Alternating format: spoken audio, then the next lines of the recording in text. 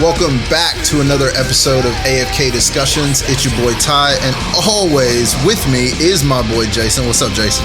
What's up, man? How you been doing this week?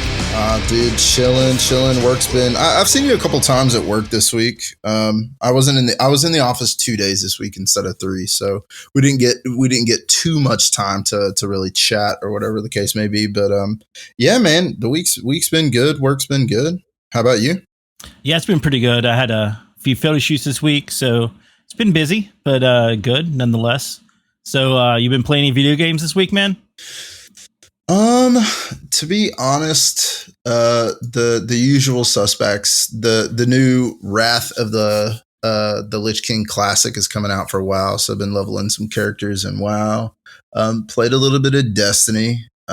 Really excited. Tomorrow is the day that Curse of Osiris comes back. So I really can't wait for that. Get a fire team together and get in there and get some sweet loot. And you? Sweet loot. Yeah, I've been playing Destiny also. Just been running some Crucible. Yeah, playing some Fortnite with my kids. My kids love Fortnite. We, get a group together. Is Rory still wearing you out?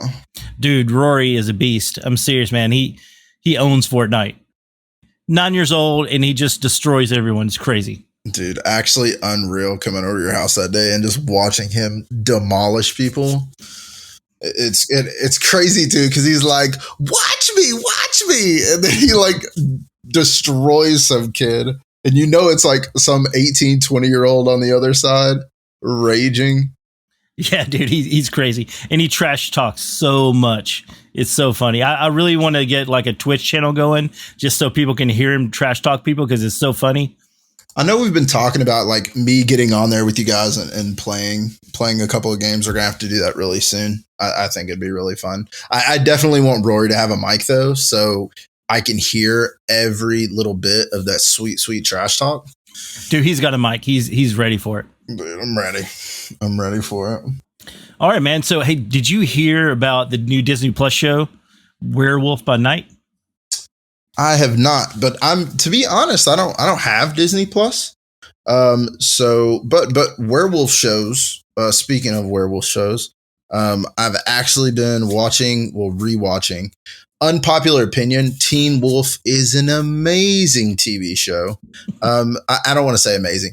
It is very cringeworthy, but it's really cool. It's got werewolves and banshees and all kinds of supernatural cool things in it. So I really enjoy the show. It's a little drama filled, and it is a little cringy, but I like trash TV. So, but what's this new Disney Plus show about? So Werewolf by Night is a Marvel comic show. So it was originally from the 1970s. It's really cool. They had a lot of horror comics back in the 70s. They had Werewolf by Night. They had Tomb of Dracula, which if you're familiar with the character Blade was introduced in Tomb of Dracula. Okay. Yeah, I know who Blade is. Werewolf by Night actually introduced the Moon Knight, which they just had a series about. But they're doing something really cool with Werewolf by Night. It's all black and white, and it's got this really moody, like the Lon Chaney werewolf feel to it from the old, like, what were they? The Universal monster movies, like the Wolfman, Frankenstein, Dracula, all those old, like really like Bela Lugosi kind of monster movies. I'm going to be honest with you, man. I'm not a huge fan of like the black and white, like what was that movie called with Bruce Willis? Sin City. That kind of, from what you just described, that kind of to me is the same vibe. Man, if I'm being completely honest, I don't really dig it. I'd be interested to watch it just because I think it'd be like, it sounds interesting, but the vibe of the black and white honestly might throw me off just a tad bit. Yeah, I mean, I know it's not for everyone, but I just think it's cool. It's got that really nostalgia of the old horror movies. I think it's going to be awesome, but that's just me. Of course, I liked Sin City. I thought it was a great movie, but I was a fan of the comic books also. In the comic books, Sin City is black and white, so I know why they did it. But also, if you remember, did you watch Sin City at all? Yeah, I've seen parts of it, and super unpopular opinion of not being a big fan of that kind of stuff, because I know there's a ton of people out there, and I think that there's probably some people that definitely think that Sin City is like somewhat a cult classic. Anyways, I've not really watched it, right? Like I've seen parts of it. So the cool thing they do in Sin City is they have splashes of color throughout. Like sometimes the blood is color. There's like this character called the Yellow Man. He's yellow, and it's really impactful when that happens. I just love it. So okay. But man, yeah, Werewolf by Night is going to be awesome. I'm a huge fan of that series. I'm a huge fan of Man-Thing, and I think Man-Thing was introduced in Werewolf by Night. If you don't know who Man-Thing is, he's kind of like the DC Swamp Thing, but Marvel and DC had this long running back and forth where they kind of copied each other's characters. You know, if you think about it, DC has Green Arrow, Marvel has Hawkeye. I mean, it's just sort of a back and forth, and it's going to be really cool. I think they're setting up this whole monster universe for Marvel, because you already have Moon Knight, you have Werewolf by Night, you have the Man-Thing coming in the Werewolf by Night series, you have Blade coming back soon. I think they're just setting up so much stuff. Ghost Rider. It's going to be awesome to see. Dude, speaking of like DC versus Marvel, I don't know if you saw the new trailer drop for Black Adam. That movie looks insane.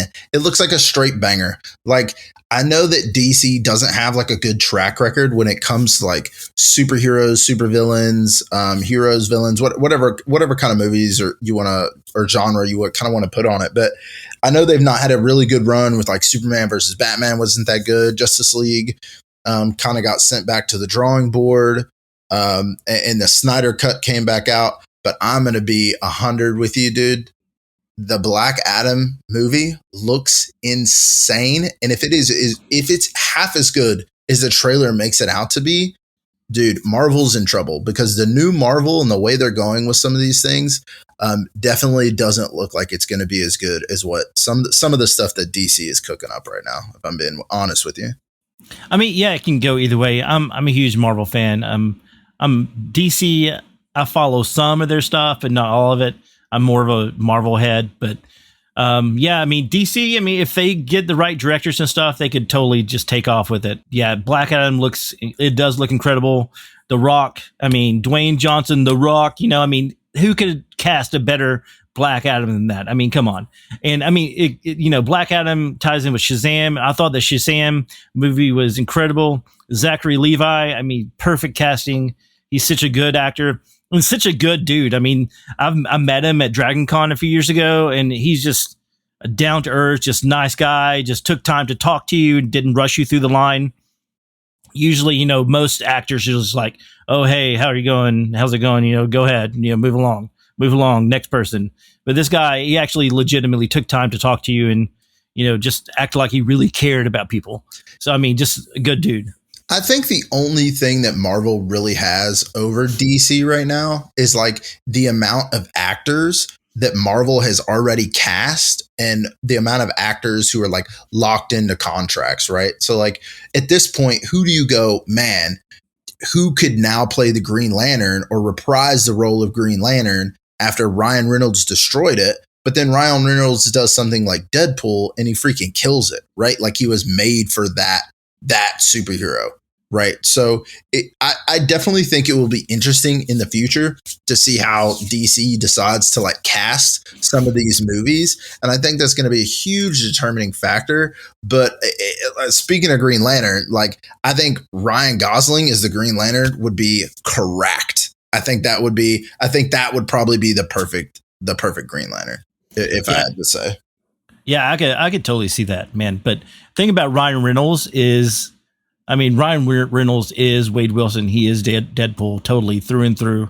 I mean, every character he plays is pretty much Deadpool. I mean, it seems like when that comic book was written, it was written for Ryan Reynolds. I mean, no doubt that, I mean, he is Deadpool. I mean, I don't care what anybody says. If you go back and watch Blade 3, he's in that. He plays like a side character. I cannot remember the name of his character, but dude, he is Deadpool in that movie. Like totally Deadpool. It's crazy. Go back and watch that movie. I think his name is Wade in the movie. Maybe. That sounds weird. I definitely think it. I remember the scene because they used to talk about it in interviews all the time. I remember the scene where he's like chained up by the vampires, and there's like a female vampire being like, "Oh, hey Wade," blah blah blah. And the reason they always chat up that scene is because he's like stupid jacked in that scene, right? And so that's what I was like, "How did you get in such good shape for this role?" And he's like, I just eat tuna fish and work out forever. Eat tuna. I need to start eating some tuna fish and working out, I guess. Dude, that's rough, dude. Rough. But back to the new Disney Plus show. When does it come out? Like, if I did want to watch it, when could I expect to like see it? Is it soon? Is it Halloween? Maybe. I mean, what are we looking at here? October 8th. That's when it comes out. I'm so on board for it, man. I'm serious. Of course, I love werewolves so much. So let me get you into the backstory of why I love werewolves so much. So my parents, they were good parents, but they didn't really make great decisions when it came to what I watched as a child. I remember this so vividly. My parents were watching American Werewolf in London. I don't know if anybody's seen that movie, but it terrified me. I think I was like 5 or 6 watching this, and there's this transformation scene. It's legendary. It's like one of the best werewolf transformations ever created, and this was created back in the 80s. It just scarred me for life. I'm serious.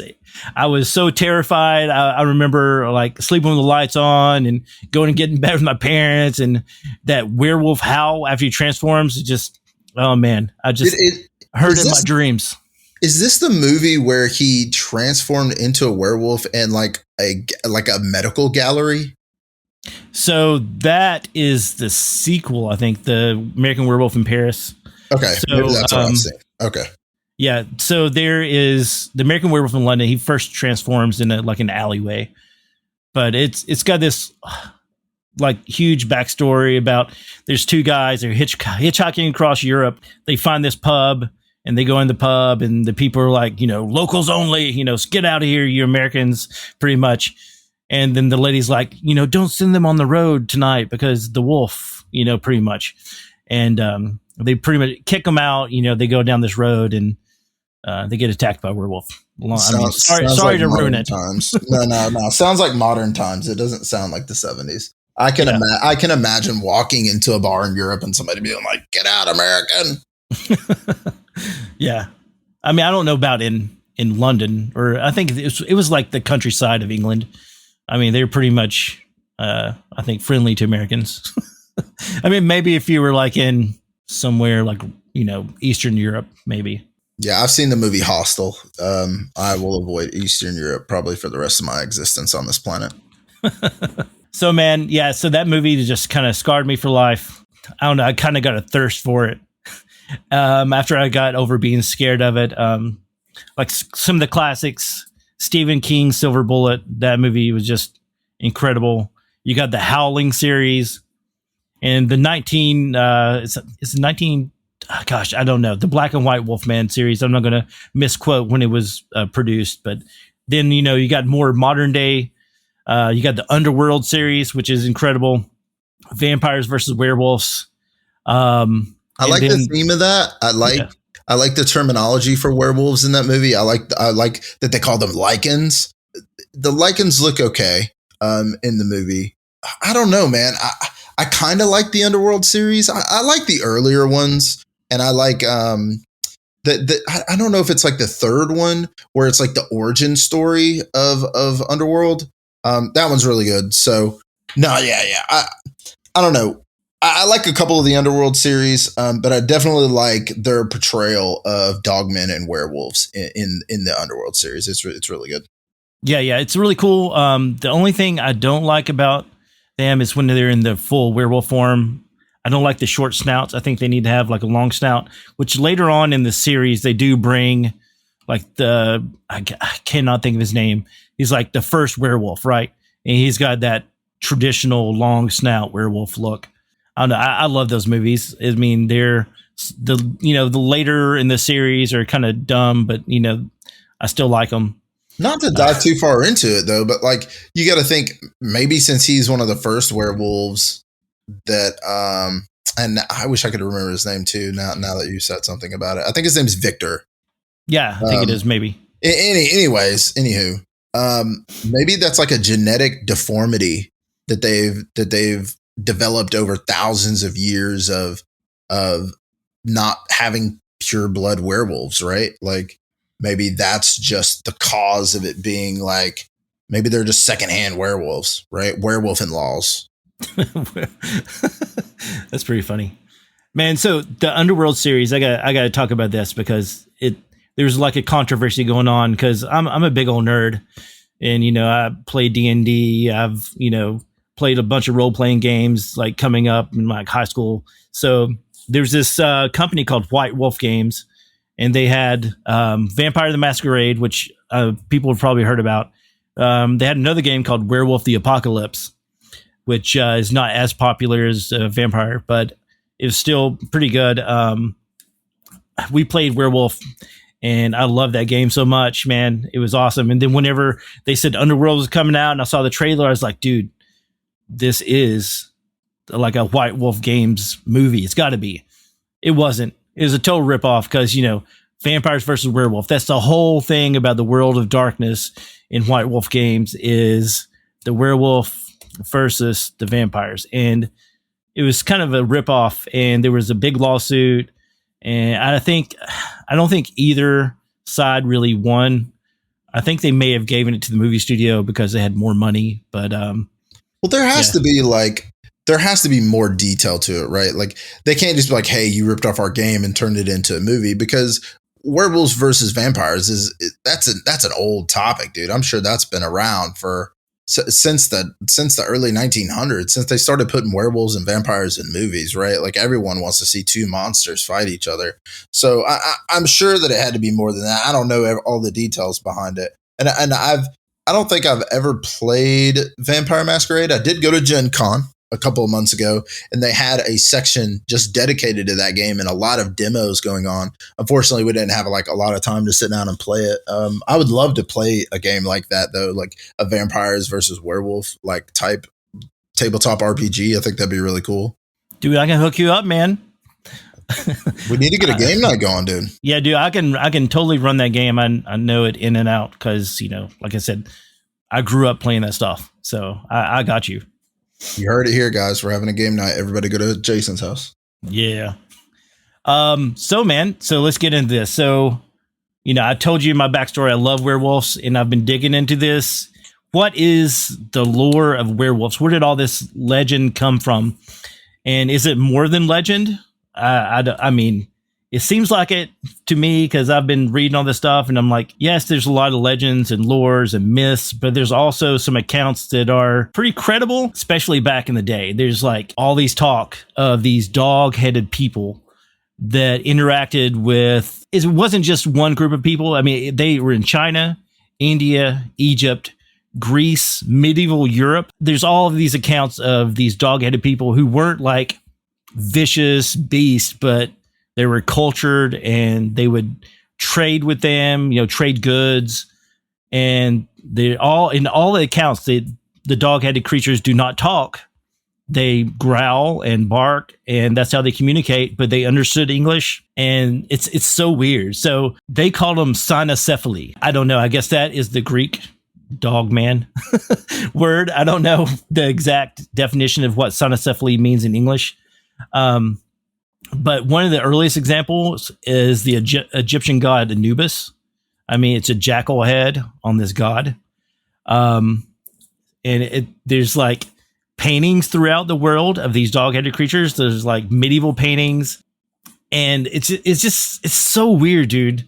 There's got to be more to it than just what we're being told, Well, and you got to think too, like going back to like the what you first said about them not being able to speak, but they can understand English. I mean, my dog Goose understands sit, go, lay down, through, outside, things like that, right? Like, not that he knows English. I think that would be foolish to say, but he can definitely sense the tones in my voice.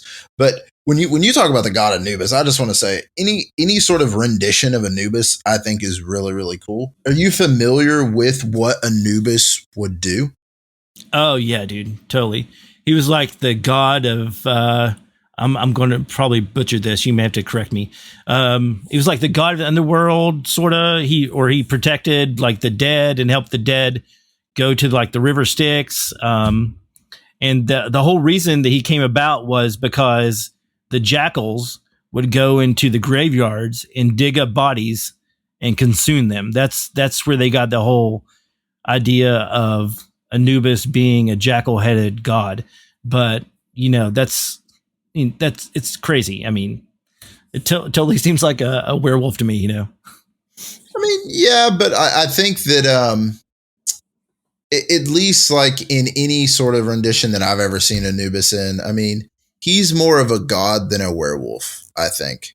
That doesn't mean that he's not a dog-headed man, right? Like, because we're all made in God's image, right? Like, what does that tell you right there? So I definitely think it is super, super interesting. But it also could be like just straight folklore, right? It could just be, hey, these jackals are doing this, and this guy tells this guy, and the next guy tells the pyramid next door, and then before you know it, the god Anubis is born, right? Yeah, totally. So this is the weird thing. So as far back as the 5th century BCE, a Greek doctor wrote about dog-headed men living in India, and later a Greek explorer described dog-headed men also in India. And it's not talked about as legend. It's talked about these guys went there and they saw them and they interacted with them. And this is where it gets very bizarre, right? So Saint Christopher of the Catholic Church, in artworks, he is portrayed as having a dog head. And that's really crazy. So I don't know. It's so weird. And also, man, Marco Polo, he like encountered these guys when he was doing his travels around the world. So apparently, like in I'm going to butcher this name, I think it's Andaman Islands in the Bay of Bengal, that he reported seeing dog-headed people. That's crazy.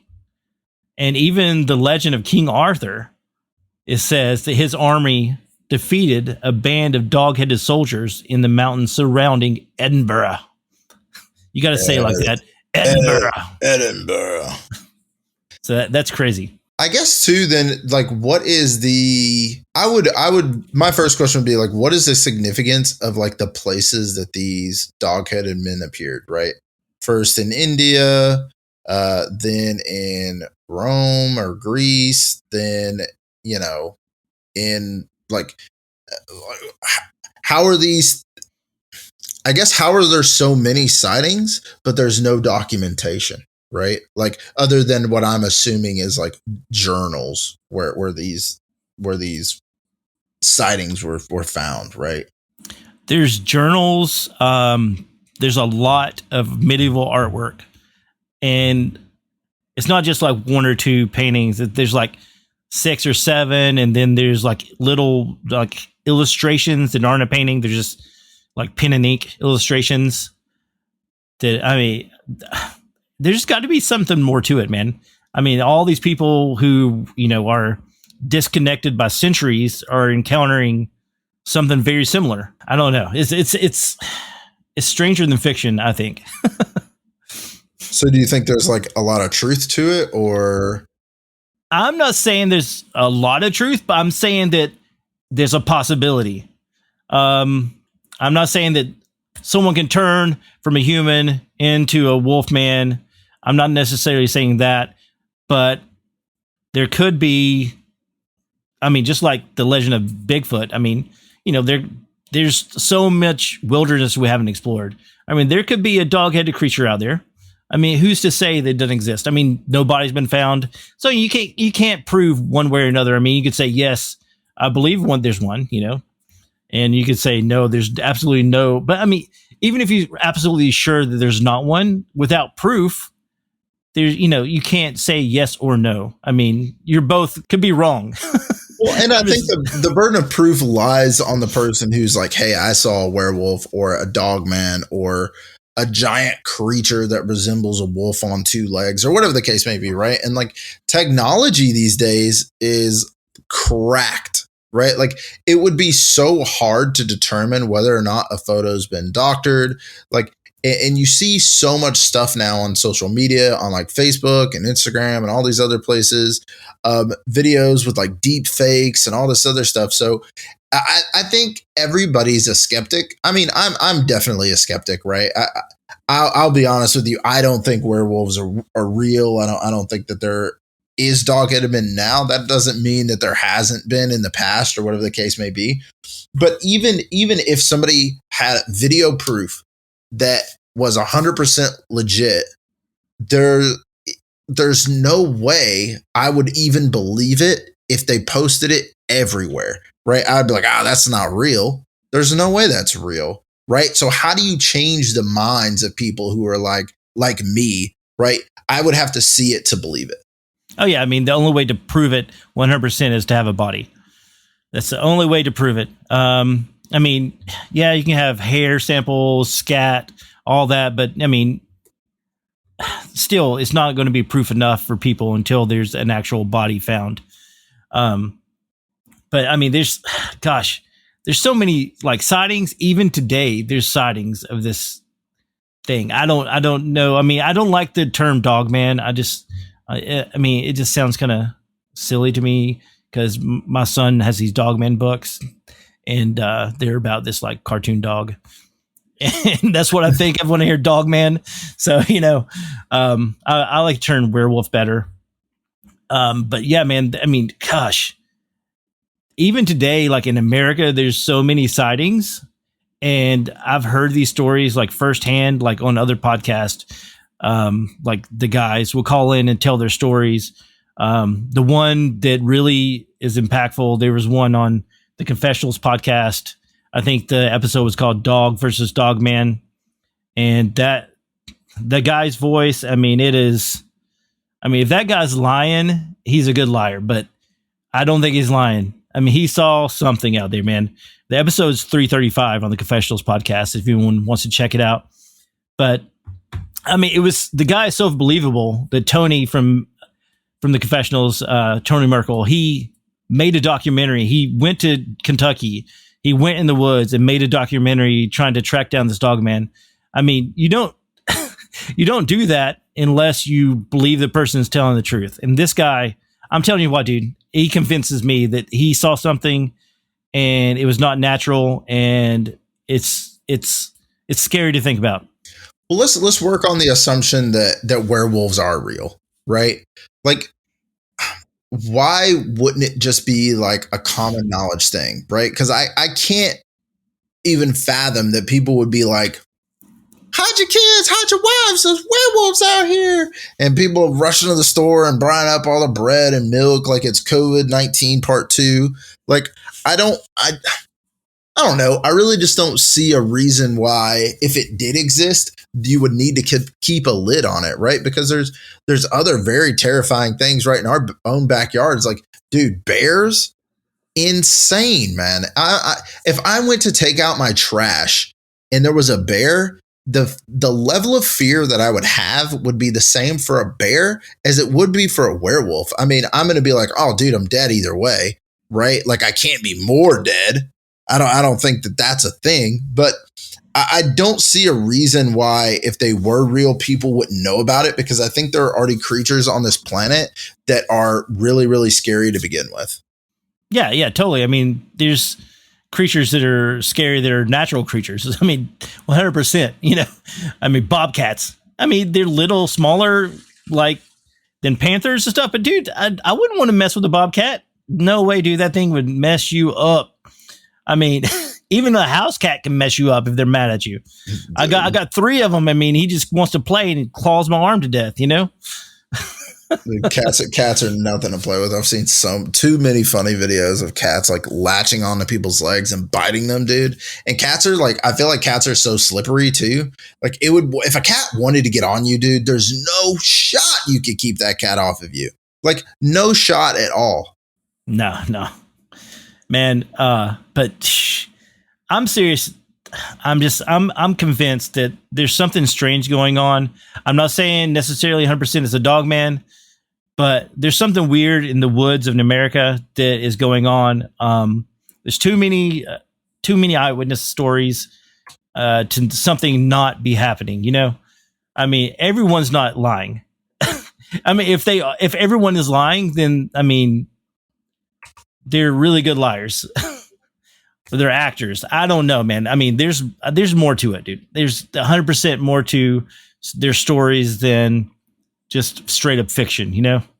Have you ever had like a strange encounter that you might think like, you know what, this might be a werewolf? Dude, yeah, I do have a strange encounter.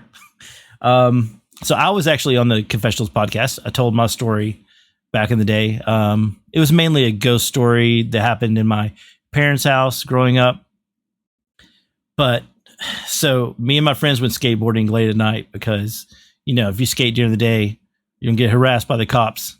So, you know, we went out and we were driving down this road and we saw this. I mean, it was huge. It was like the car, we were in a, gosh, what was it?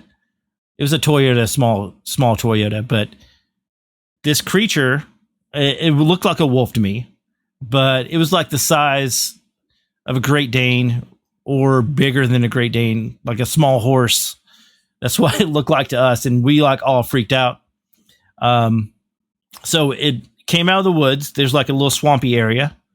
It came out of the woods, swampy area. It stepped into the middle of the road, like one step, boom, middle of the road. It's on all fours, not on two legs. Stepped in the middle of the road. Next step over, back into the other side, back into the woods. So wait. How many steps / leaps or gallops, if it's a big gallopy Great Dane or something? How many skip step hops did it take for it to get across the street?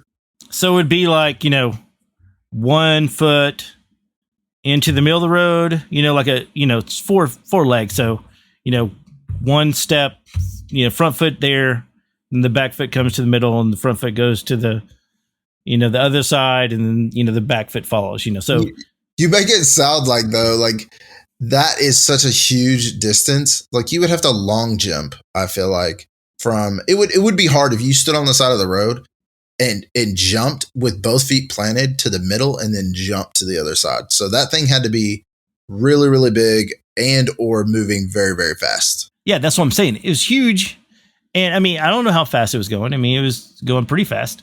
I can't judge the speed, but I just know it was big. I still don't know what it is, but like I said, I don't want to jump to conclusions. I mean, there's not many wolves in our area, and the wolves we have here, they're not huge. They're like the red wolves, which are like large dogs. I mean, we have coyotes. The coyotes are pretty big, but they're still not that big. It was, dude, it was weird. How old were you when it happened? This was like after high school. So I'm like 19, I guess.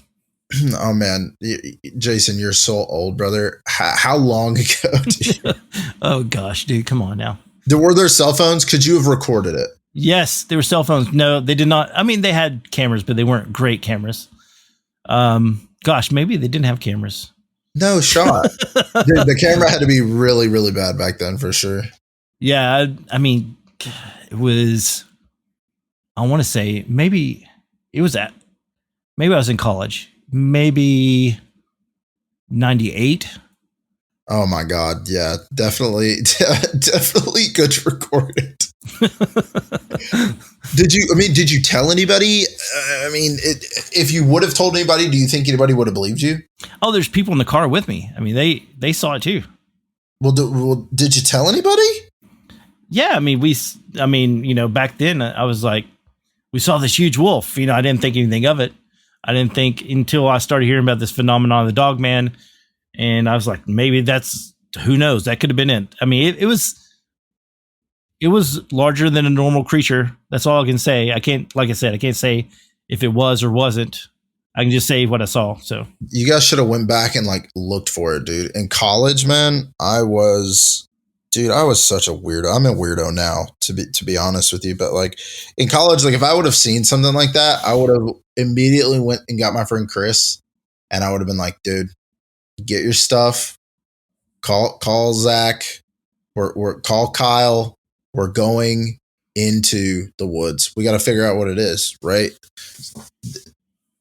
I mean, did you not like investigate it more, or was it just like a freak? Oh, this thing happened, and then I just went on about my life. I mean, that's pretty much it. We just went on about our life. I mean, I don't know why I said the name Zach. I've had a friend Zach like one time in my entire life. So people who are listening to this podcast that know me and go, who is Zach? I don't know who Zach is. I'm just making names up, right? Like Chris and Kyle are real people, but yeah, Zach, I'm sorry. I don't know who you are, man. Sorry, Zach. Yeah, man, it was, we're, still kids. It was late at night. I mean, just kind of went on about our lives and, didn't think about it again. But another thing that happened in my area, I didn't experience this, but I had friends that experienced it. So there was like a girl that went to our high school, and she used to live in this house behind, there's like a Walmart, and there's like wooded area back there. And she used to live there, and apparently it was really messed up, and like some spooky stuff went on. I don't know all the details. I don't want to say any details without knowing fully, what happened there. But some of my friends went there one night. They're like, hey, do you want to go to this haunted house? And I'm like, nope, I'm not about that. So they went to this place, and they said it was really weird. It had like an otherworldly feeling. Like each room was different. Like one room would be like really stinking hot, and it'd be freezing cold in the next room where they could see their breath. But it was like, wasn't really hot or cold. It was like, I think it was in like the springtime. So, I mean, it shouldn't have been cold when they were in there. And they said that whenever they left, they got really freaked out. Also there was like pentagrams and stuff painted on the walls, which freaked them out. So they left, and then they heard something in the woods walking. And so that freaked them out even more. And so they kind of ran back. And one of the guys said that he turned around and looked, and he saw like a huge black figure standing, like a huge, like, 8 feet tall figure standing in the woods. They ran back on their car. They tried to start the car. It wouldn't start. That old horror movie trope. You get in the car, you're like, oh, I'm freaking out, and the car won't start. That's the luck. But they got in there, and the car wouldn't start, and finally it started, and they drove off, and that's that. But the thing is, if I keep going back to the confessionals, because he had a recent guest on, and it had his account of a Dogman creature happened actually in the area that I'm speaking about right now. And so I called, or no, I didn't call. I got on Facebook, and I found the girl who lived in that house, and I messaged her, and I didn't think I'd hear back from her. And not creepy at all, Jason. Not creepy at all. So she messaged me right back, and she was like, "It's so weird that you said a dog creature, werewolf creature." She's like, I used to stand on that porch at night, and I swear I could hear something watching, or hear something moving in the woods, and I could just feel something watching me, that its eyes were on me. And she said, I swear it looked like a giant wolf, and like upright wolf. And that's from her words. And this happened in Knoxville? Yeah, dude. Yeah. Where in Knoxville? So don't give me her exact address. I don't want to start this for her. Well, I mean, she doesn't live there anymore. I mean, she was already gone by the time these kids were, going to investigate the haunted house. They hadn't moved out. Okay. So Clinton Highway, Walmart. Of course it's Walmart. Of course it's Walmart. Well, behind Walmart, there is a Powell Auctions, which they auction off properties and other things. So there's like a driveway that goes back in there, like a dirt driveway, and the house is back there. The house is still there, but apparently Powell Auctions bought it out and they use it for storage of some sort. But yeah, Interesting. Yeah. I guess my next, I don't know, man. I think my biggest problem with werewolves too is like, what came first, the chicken or the egg, right? Because every werewolf trope you see, you got to get bitten by a werewolf or scratched by a werewolf, and then you can become a werewolf, or you'll die from the bite of the scratch. Like, who was the first werewolf? How did the first werewolf come to be? Is it some dude who made a pact with the devil? I mean, does the lore explain any of that? So, from what I looked up, I didn't see any lore about who was the first werewolf. Maybe I didn't dive deep enough into that. I didn't ask the right questions on Google, you know. But so there is something it's strange. So if you look into the Bible, the fallen angels during the Genesis came down and they mated with women, and they made these creatures called the Nephilim, which were, you know, half angel, half human. And supposedly this is extra biblical. The Bible doesn't talk about it, but there's writings from, I think it's, gosh, what is it? The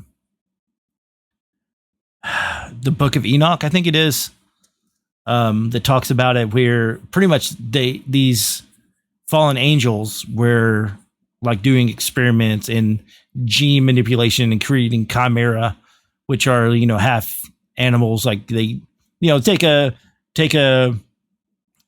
wolf and splice it with a fish, or, you know, I'm being silly with that, but, you know, interesting combination. Yeah.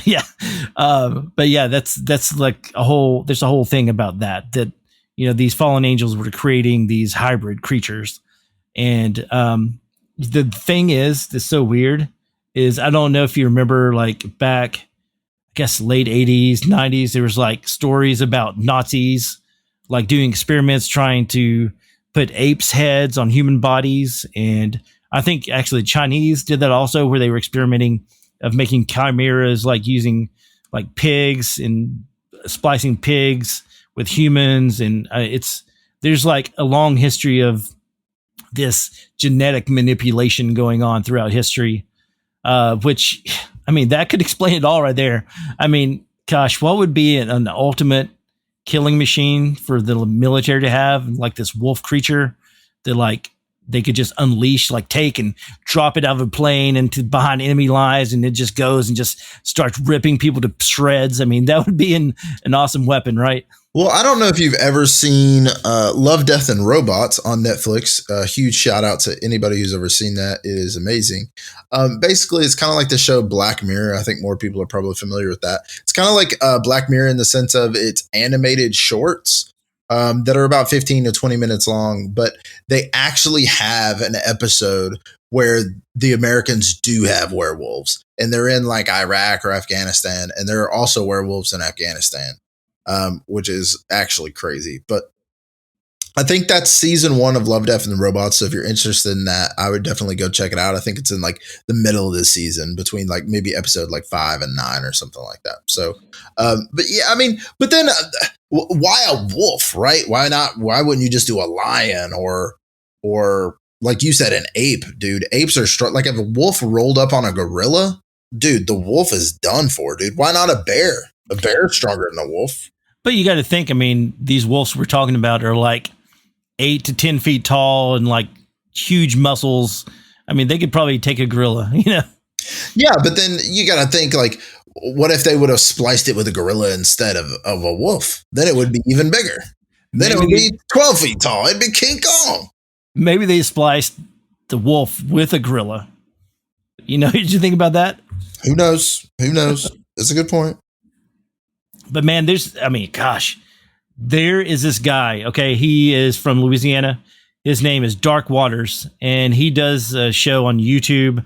I think a lot of his stuff you have to subscribe to listen to, but he relays stories, like he does secondhand accounts. Like someone will send him in a story and he'll read it. But he has these stories of these military guys, and they literally go and hunt creatures like this, like legendary creatures. And it's some of the most entertaining stories I've ever heard. I mean, totally could see a movie made about these. They're so great. But he talks about, while I'm on Dark Waters, he talks about the siege of Lockett Ranch. And so this is in Louisiana.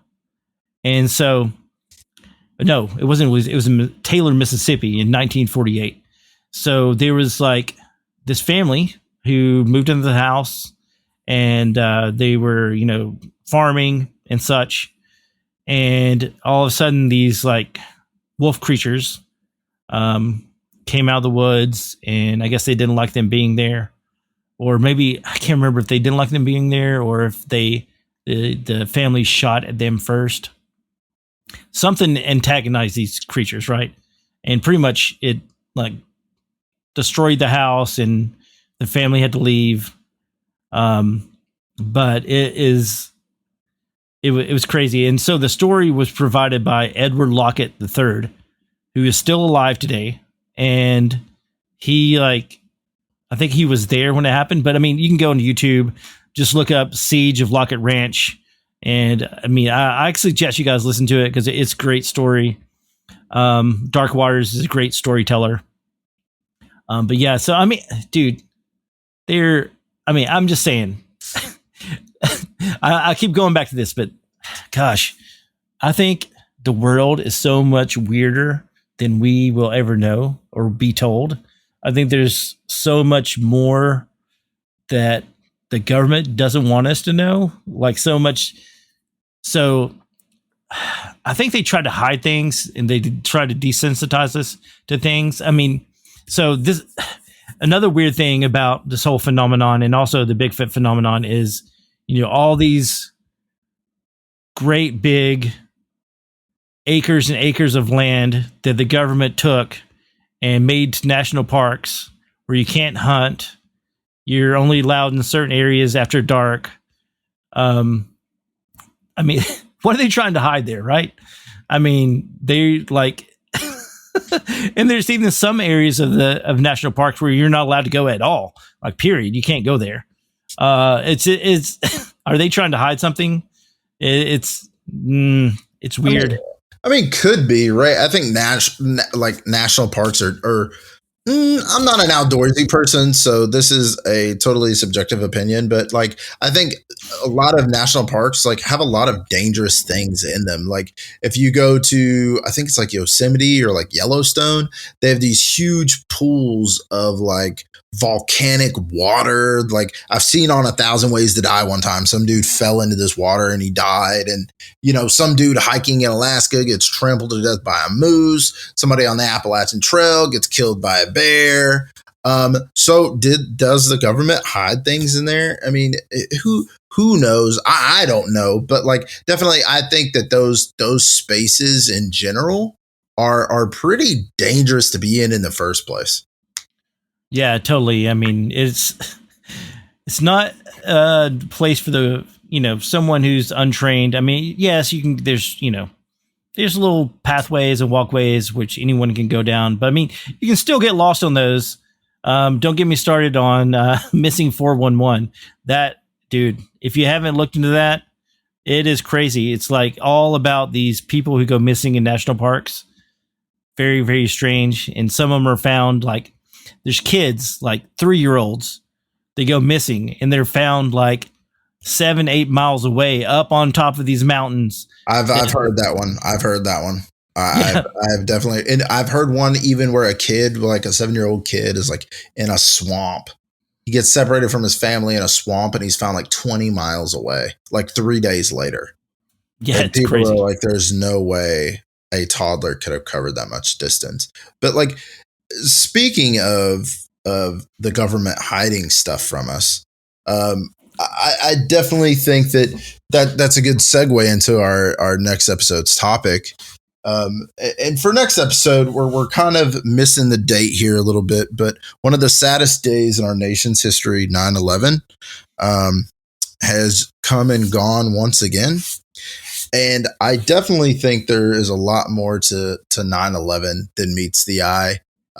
Not just the Twin Towers, but the Pentagon and some other things that are going on, and things that conspiracy theories that have been floating around now for well over over a decade, over 2 decades now. Conspiracy theories floating around, and I think a lot of them actually will have some truth to them. And I think that's something that we're definitely going to really, really dive into next episode. Yeah, dude, I'm looking forward to that because, I mean, there's so much about 9/11 that's unanswered, and it was a horrific time. It's very sad that a lot of people lost their lives, and I wish we could find out the truth, but I don't think we'll ever be able to find out the truth at all. No matter, there's so many theories, and gosh, they all could be true. as crazy as it sounds, I mean, there could be some truth to all of it. Yeah, I totally agree. I totally agree. Okay, so guys, you need to go check out Reaper Apparel. There are new partners, and if you go there, if you put in discount code AFK discussions, you'll get 10% off. They have a lot of really cool clothes. Their whole story is, or not story, but their whole mentality is live your life to the fullest. You never know what tomorrow is going to be, so you live your life like today's your last. And their brand is just really cool, and their shirts are cool, so check them out. Yeah, their website is super awesome, guys. Shout out to them for giving us a discount code. We really appreciate you guys. But that's it for this episode of AFK Discussions. We will catch you Sunday after next when we talk about 9/11. Have a good night, guys. See you, Jason. See you, man. Peace.